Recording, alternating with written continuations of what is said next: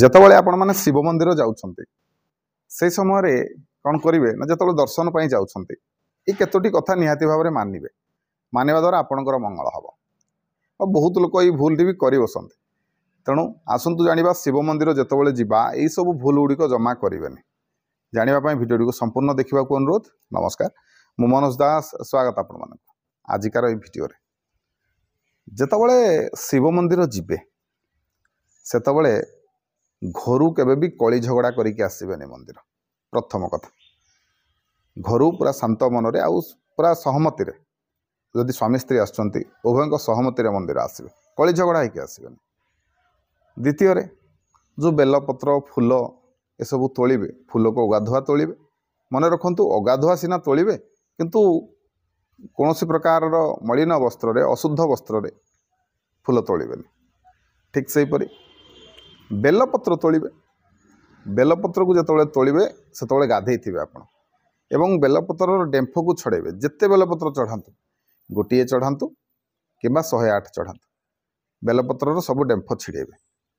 କାହିଁକିନା ଡେମ୍ଫ ସହିତ ଯଦି ଆପଣମାନେ ବେଲପତ୍ରକୁ ଅର୍ପଣ କରିବେ ତାହେଲେ ଶିବଙ୍କର ପୀଡ଼ା ହୁଏ। ସେ ଯେଉଁ ଡେମ୍ଫ ଯୋଗୁଁ ପୀଡ଼ା ହୁଏ।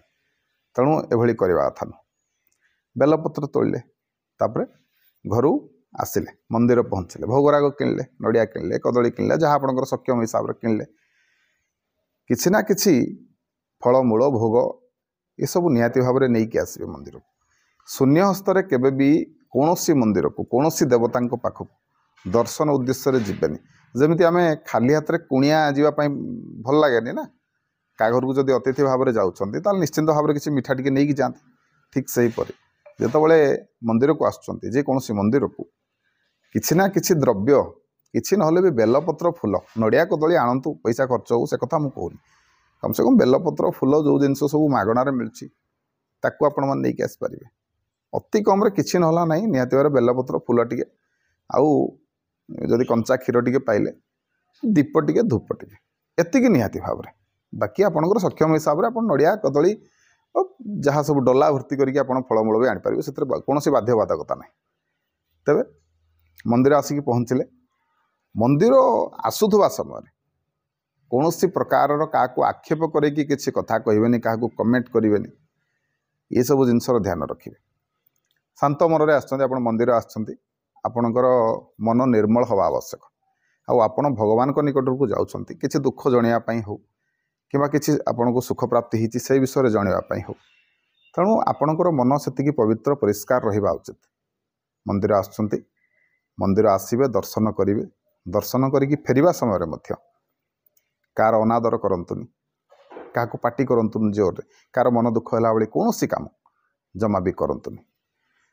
ଠିକ୍ ସେହିପରି ମନ୍ଦିରରୁ ଫେରିକି, ଦର୍ଶନ ସାରିକି ଫେରିକି ଗଲେ ଯଥାସମ୍ଭବ ଦାନ କରନ୍ତୁ। ଯେତିକି ଆପଣଙ୍କର ସକ୍ଷମ ସେ ଅନୁସାରେ କିଛି ନା କିଛି ଜିନିଷ ଦାନ କରନ୍ତୁ।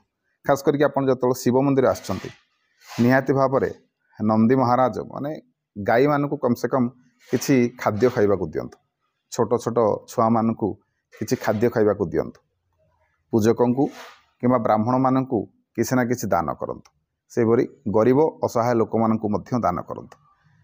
ଦାନ କଲେ ନିଶ୍ଚିନ୍ତ ଭାବରେ ଆପଣଙ୍କର ମଙ୍ଗଳ ହେବ। ଆଉ ଆଜି ଆପଣ ଯାହା ବି ଦେଉଛନ୍ତି, ଯାହା ବି ଦାନ କରୁଛନ୍ତି, କାଲି ସକାଳେ ନିହାତି ଭାବରେ ତାହା ପ୍ରତିଦାନ ସ୍ୱରୂପରେ ଆପଣଙ୍କୁ ଆପଣଙ୍କର ଅସୁବିଧା ସମୟରେ ନିହାତି ଭାବରେ ଆପଣଙ୍କୁ ପ୍ରାପ୍ତି ହେବ।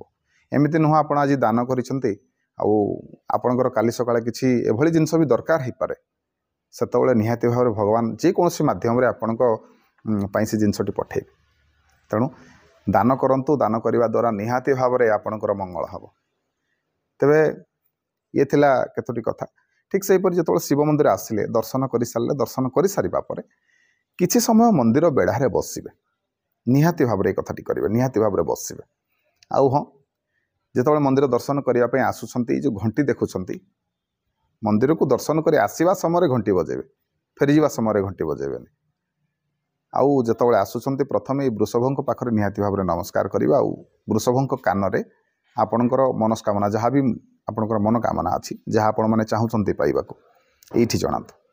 ଏଇଠି ଜଣାଇଲେ, ବୃଷଭଙ୍କ କାନରେ କହିଲେ ମହାଦେବଙ୍କ ପାଖରେ ସେ କଥାଟି ବାଜିବ। ତେଣୁ ଏଇ କେତୋଟି ଜିନିଷ ହେଲା। ଆପଣମାନେ ଯେତେବେଳେ ଶିବ ଦର୍ଶନ ପାଇଁ ଆସୁଛନ୍ତି ନିହାତି ଭାବରେ ମାନନ୍ତୁ। ये छोट छोट कथा गुड़िक मानिले आपणकर मंगल हम आपणकर कल्याण हम आपणकर डाक शीघ्र महादेव निकट में पहुँचो। तो आशा करुँची भिडियोटी निहाती भाव में आपको भल लगी जब भिडियो भल लगी था भिडियो को लाइक करेंगे शेयर करेंगे चैनल को सब्सक्राइब करने को अनुरोध रही। जय शिव शंभु जय जगन्नाथ।